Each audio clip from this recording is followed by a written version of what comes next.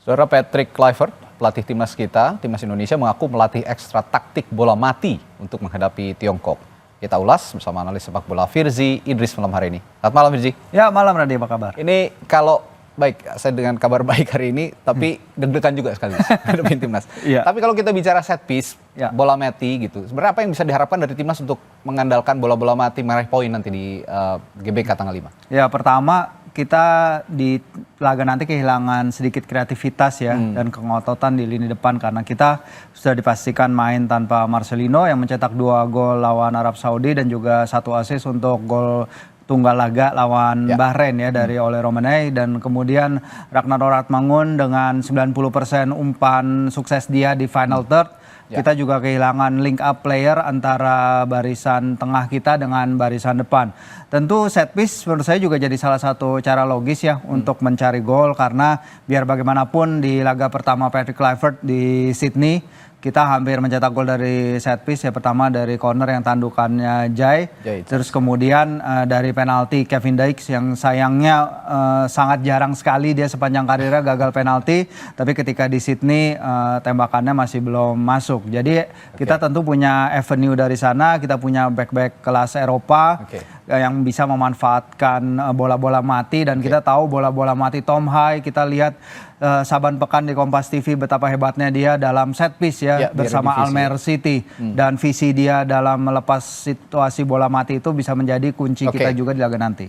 Oke, kita akan lihat satu tayangan ini, ada tayangan timnas kita melawan Tiongkok beberapa waktu yang lalu, mungkin bisa di play. Nah ini saat itu kita kebobolan juga oleh Tiongkok melalui set piece. Iya, di sini Shane berusaha shepherding bola keluar ya, tapi kecolongan dan mereka bisa mencetak gol. Tentu sangat disayangkan kalau apa yang terjadi, dan ini sebenarnya ya optimisme yang sangat tinggi sekali ya. Ada 2 peran defender di sini yang bolong sepertinya. Betul sekali Radi, dan kita datang ke laga ini sebenarnya juga dengan rasa percaya diri tinggi bahwa kita bisa mendapatkan poin dari Qingdao, tapi ternyata ronde 3 kualifikasi itu menunjukkan bahwa ya kita nggak boleh lengah sedikit pun, kita tidak boleh terlalu merasa bahwa di atas angin, dan ini adalah buktinya di pertandingan pertama kita tidak boleh mengulangi kesalahan ini. Dan Coach Patrick sudah mengatakan bahwa dia telah menganalisis dengan sangat pertandingan ini. Dia telah mengatakan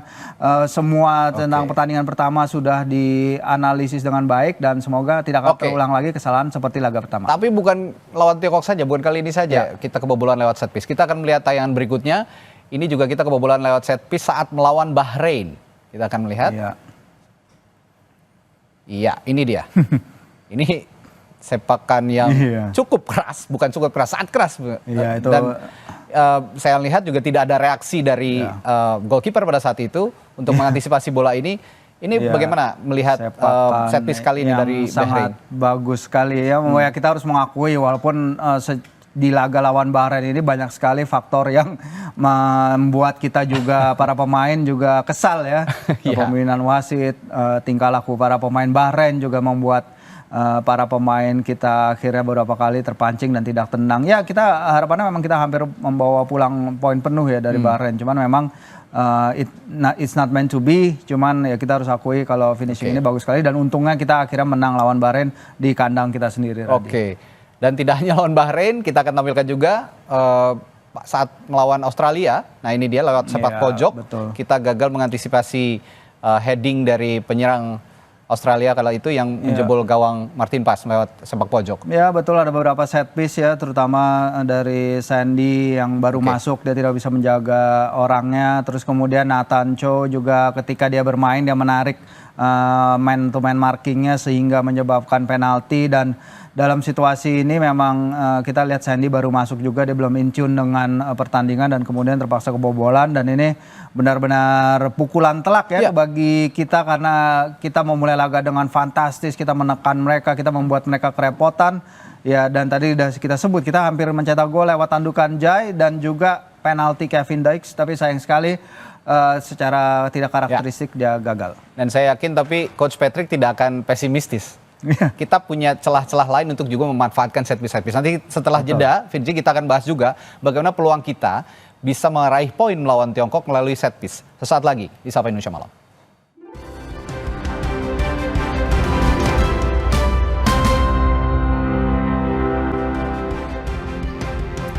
Dan saudara, kita lanjutkan perbincangan dengan Firzi Idris, analis sepak bola. Yang tadi kita bahas adalah bagaimana kita mencetak ataupun mengantisipasi bagaimana gol-gol lawan yang lahir dari set piece. Yang sudah kita bahas tadi, ada 3 tayangan video ya Firzi, dari Tiongkok, kita kebobolan lawan Tiongkok, Bahrain, dan juga Australia. Kalau melihat 3 tayangan tadi, kenapa kira-kira bisa kita kurang bisa mengantisipasi bola-bola mati seperti tadi? Iya, kalau kita lihat lawan Tiongkok ya sebenarnya itu avoidable banget ya, ketika bola mau di-shepherd keluar, mau diamankan keluar, ternyata kecolongan dan itu berbuah fatal. Begitupun di Australia, organisasi pertahanan kita juga masih sangat tidak maksimal.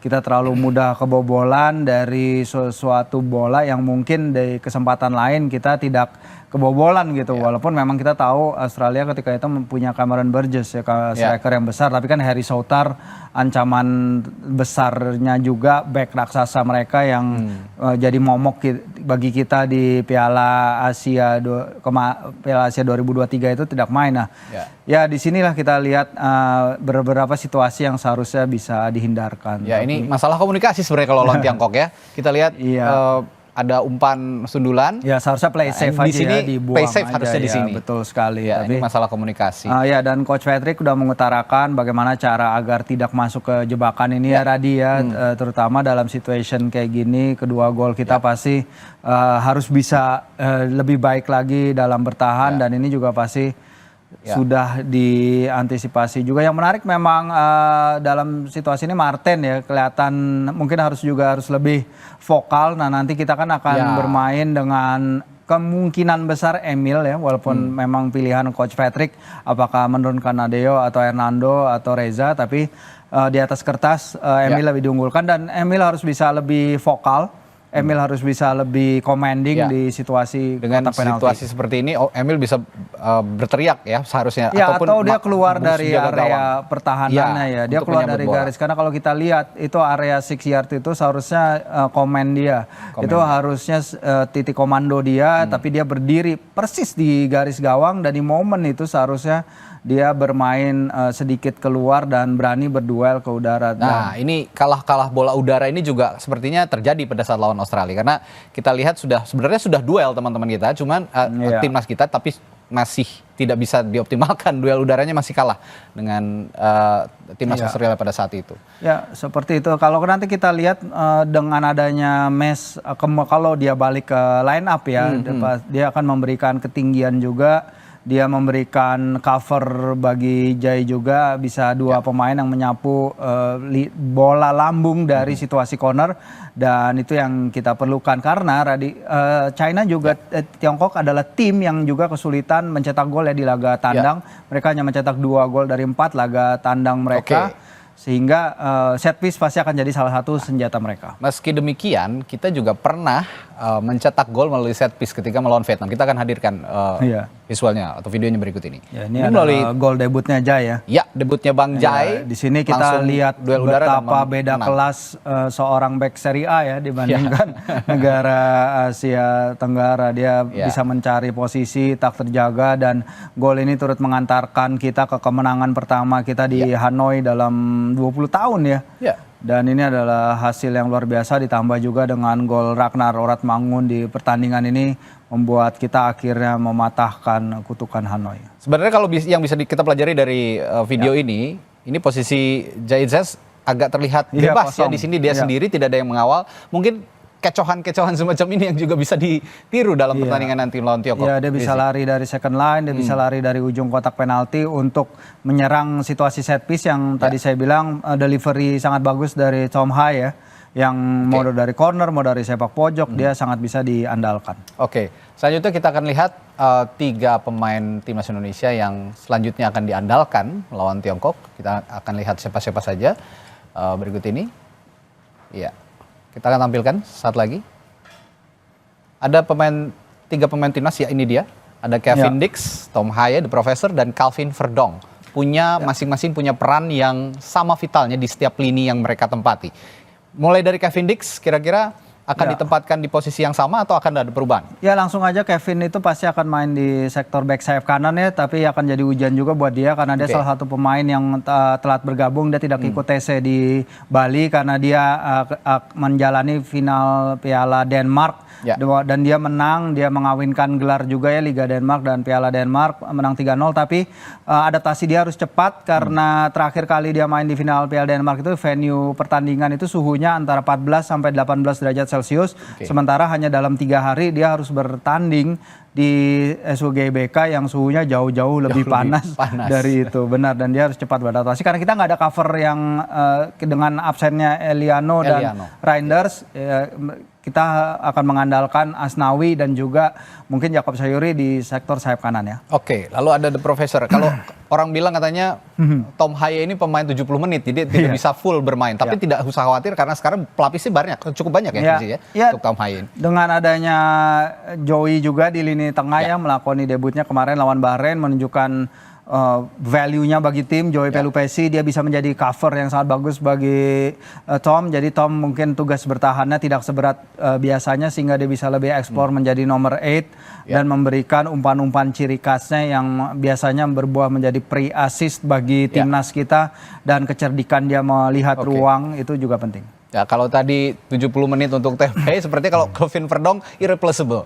Kayaknya mereka bermain 90 menit tanpa tergantikan, sangat rajin. Ini masih bisa jadi andalan Coach Patrick ya? Iya, Kelvin Verdong yang kiri ya, menjalani akhir musim luar biasa, bahkan dalam beberapa pertandingan terakhir dia menjadi kaptennya NSI Nijmegen, menunjukkan bagaimana dia punya leadership tinggi juga, dan leadership itu juga kita perlukan di lini belakang dengan kita perlu menjaga clean sheet juga, Radi, dan kita menantikan ya terobosan-terobosannya dari sektor kiri, lari-larinya ke depan, menyokong serangan, dan kita perlu mengkompensasi kehilangan itu tadi ya, Ragnar dan juga Lino, dan bisa jadi itu berasal dari kedua back sayap kita, Kelvin dan Kevin. Oke, kalau begitu ya kita tunggu tanggal 5, meskipun deg-degan saya yakin Coach Patrick punya formula yang luar biasa untuk memberikan kejutan melawan Tiongkok, dan ini sepertinya partai hidup mati Virji yang tidak bisa ditawar-tawar lagi. Kita harus menang lawan Tiongkok untuk menjaga asa lolos ke Piala Dunia 2026 di zona Asia terutama. Terima kasih Virji Idris telah berbincang bersama kami di Sapa Indonesia Malam, sampai ketemu lagi.